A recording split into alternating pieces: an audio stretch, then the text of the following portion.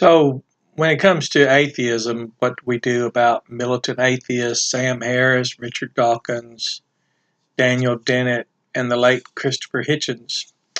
Well, first we can sort out to what are they making reference more often, and typically they were speaking against state-established religion. Now, in the United States, we have no Church of the United States, so who was it that disestablished religion in the United States? Well, those were the Baptists, as we were accused, because we preached the gospel, baptized those who believed it, and we did both without license or permit from any state or religion, state-established religion.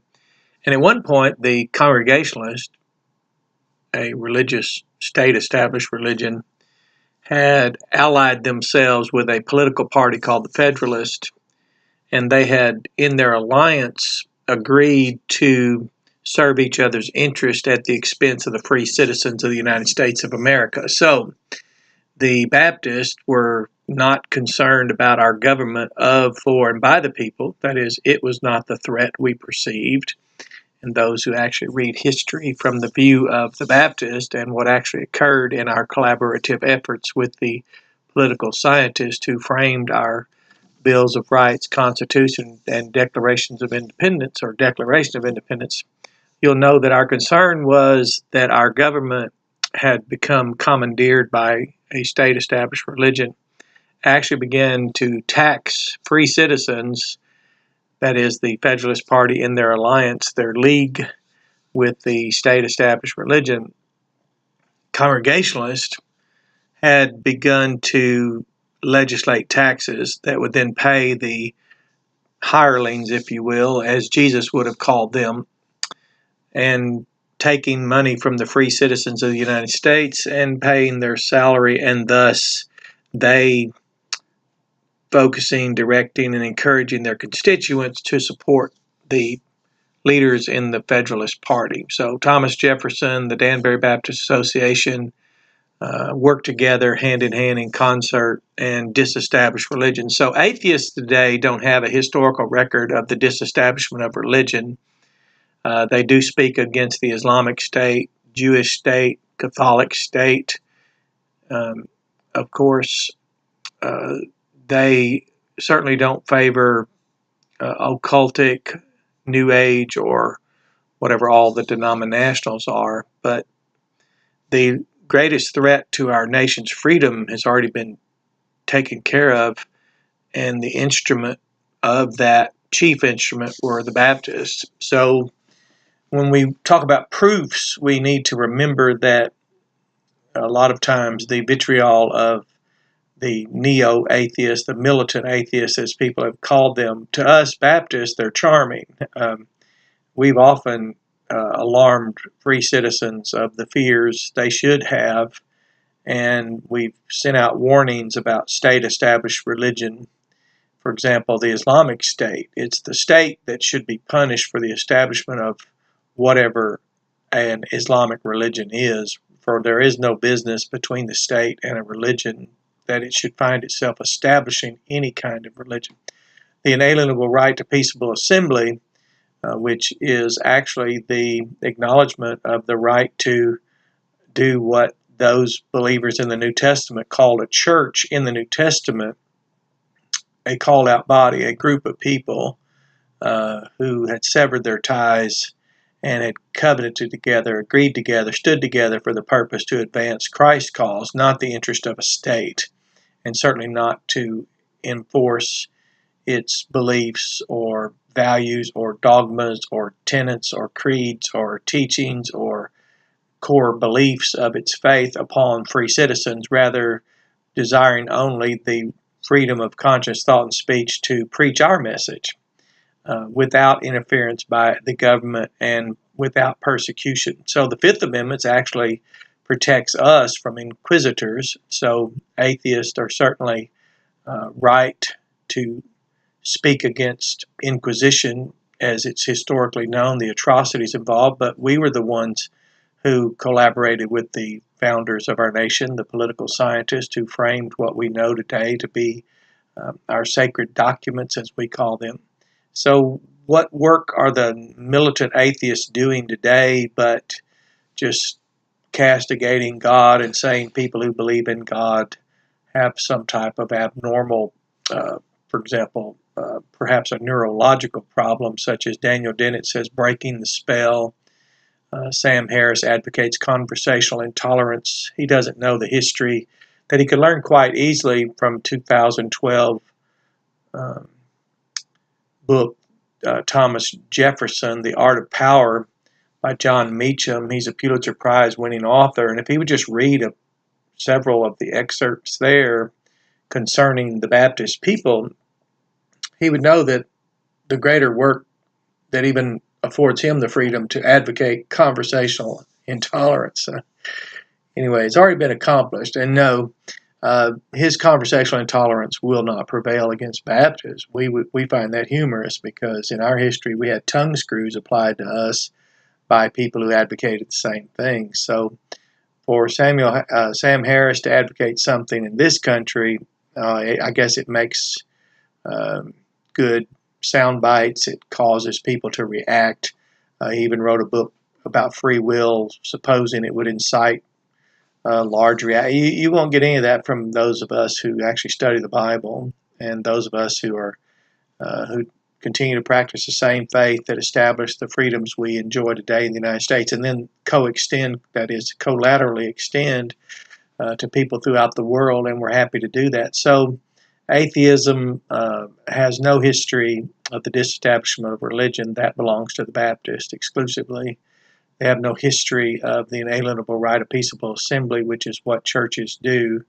We assemble under the headship of Christ, not the headship of some religious leader, whether he be a imam of the Islamic order, some type of pope of the Catholic tradition, whatever Judaizers have, and certainly we recognize no one between us and God but Jesus the Christ, who was the Good Shepherd, who was murdered by the Jewish state.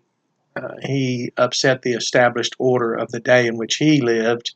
So Jesus was not a religious person, didn't found a religion, didn't start a religion, didn't initiate a religion. Rather, he was executed by religion who actually went and incited the government against him. So Jesus being our head that we acknowledge and his teachings that we follow don't seem to have any element about them that would find us trying to establish our religion on this earth, since we don't consider ourselves to be of such a thing. So atheists have no answer for that. The three branches of theology called calculus, physics, and chemistry, atheists have no answer to that. Those are our proofs of God. Physics works, calculus works, chemistry works. Those are fields, branches of theology. That's a fact that can be researched. You can study that out yourself. Those aren't some tautologies of some maniacal religious leader trying to, incite insurrection in the community. And no, we're our hallucinogenic God, as he's called by Richard Dawkins. We're just hallucinating. We're one hallucination under God, and our hallucinogenic, the true and living God, strangely enough, has afforded us at the education system we have. The Baptists walked on the Trail of Tears as sympathizers with the natives who were being deposed from their land, and we forfeited all of our opportunities as a suppressed, oppressed people, even gaining the right to remain in our lands from the Supreme Court of the United States, which was ignored by a president, Andrew Jackson. That's all historically recorded. But the Baptists walked with us. They have a long trail of blood, and today I am honored to identify with those people. I'm honored that our history is still recorded as late as 2012 by John Meacham. I'm very encouraged that we have proven that the Bible had knowledge of the 4.5 billion year old earth thousands of years ago, and demonstrated that with third grade level arithmetic. So we have the proofs. You can go to baptistlamp.org. You can go to iamkoine.org. You can research Lamp Theological Institute. You can look at the books, The Divine Ratio. You can look at the Introduction to the Bible Doctrine of Time. You can read the Historical Holistic Hermeneutic textbooks. We just have several documents that irrefutably demonstrate how the Earth didn't have to come into existence but thousands of years ago to have aged in ratio. And we actually have the ratio. One day is approximately 1,000 years. So we have the branches of science, branches of theology, which are three fields of science. Evolution is not a field of science. It's an assertion by people in science, that is, some people in science. We don't have the we are not in an adversarial relationship with science. We are the authors, those from whom science originated. So if you want proofs against militant atheists, certainly arguing that the earth is flat would not be correct, since the Bible teaches quite the opposite. If you want to win an argument by asserting the earth is a young earth, was not created but thousands of years ago, then the divine ratio is the proof that you would find completely undeniable as a proof that the earth only had to come into existence but thousands of years ago to have aged in ratio, and the ratio is in the Bible. If you believe in old earth and you think that is aligned with science, you can also demonstrate how the earth aged in ratio and that the ratio is itself in the text. So I'm not sure where we're lacking proofs today, but for whatever the mindless religious orders are, and those who subscribe to state-established religions. For in the United States of America, the no state religion can scale the wall of separation that was established by the First Amendment. And of course, that bothers people today who want to have the government establish their religious beliefs or legislate their doctrines. But that's nothing anyone who preaches the gospel that has the power of God unto salvation would advocate. We simply are happy with the knowledge that we have the freedom of conscience, thought, and speech. We don't advocate tolerance nor intolerance. Those who tolerate us first presume much to do so, since we are not objects of their toleration. And those who intolerate us presume much in supposing that they might get away with that. We're free. Freedom trumps tolerance and intolerance, and those are words that leaders even today are very careless with, but they could be more deliberate with those than we might think. We see in the society today people are advocating harassment of people. Atheists are saying that people should go out and deride and harass people who are of faith. Problem is, if you do that to me, for example, or any other Baptist in this country, we'll just have those services that we support with our tax dollars send a car. The officers will come out of their car and they will place you in. They'll put their hand over your head and help you down so you don't bump your head.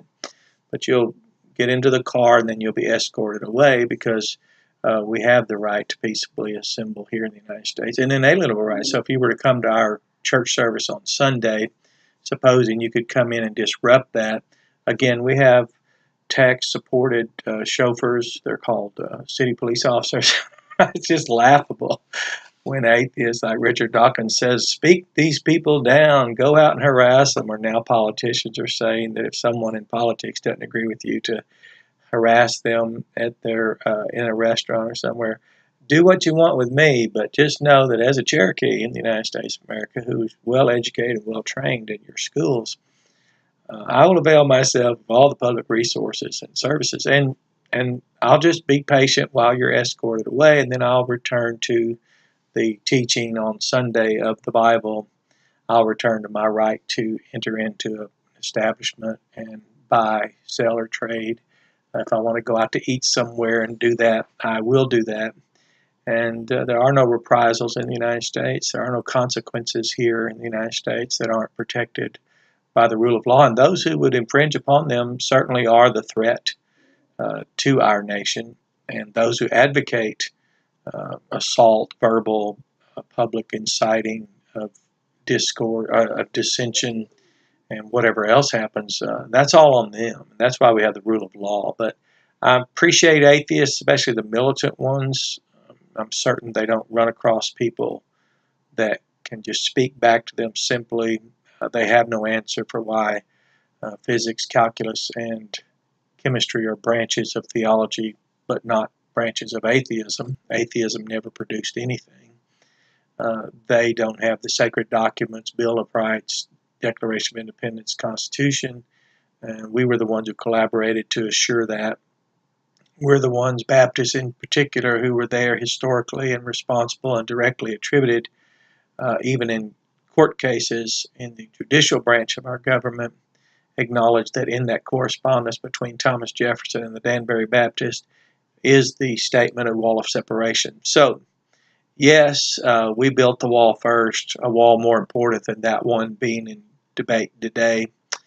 We established freedom of conscience, thought, and speech. We have the right to peaceably assemble, and we have the Fifth Amendment, not so that a known felon can escape the rule of law or prevent himself or cause him or herself to be immunized from proper judgment and adjudication, but rather so that we might be free to hold our beliefs, whether those are ideas, thoughts, personal views, creeds, doctrines, even scriptures. We have no obligation to answer anyone in a manner that would incriminate ourselves and find ourselves objects of some duress or punishment. So, with that in mind, I'm really not sure what to say to the charming militant atheist Richard Dawkins, Daniel Dennett, Sam Harris, and I certainly miss the late Christopher Hitchens. I loved how he would speak about the Baptists in admiration.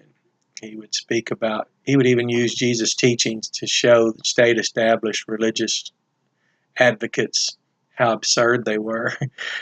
So in some strange irony, he was quite an advocate for the very freedoms that we ourselves enjoy today and that historically were afforded by the Baptists. And I think he did. He wrote a biography on Thomas Jefferson in which he spoke of the Danbury Baptists. I don't know anyone who could speak of Thomas Jefferson and not speak of the Baptists. I don't know anyone that could even speak of the founding of the United States of America, the atrocities such as the Indian Removal Act of 1830, and not know how God used the Baptist people. So there's really nothing left for the atheists to do except guard what we've established and secured by our bloodshed and the four branches of the military, Army, Navy, Marine, Air Force, and all the collateral, our National Guard, our Coast Guard, our Homeland Security, everything. I can't even name everything. All of these things are here to afford us protections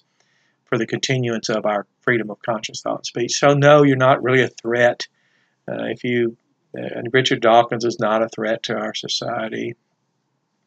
Daniel Dennett's not a threat. Sam Harris isn't. He's advocating an idea that he doesn't really realize how dangerous that is. Conversational, any form of intolerance is something you need to be careful about. I'm certain he would not prevail in a discussion with a Baptist about conversational intolerance. Certainly not a Cherokee like myself.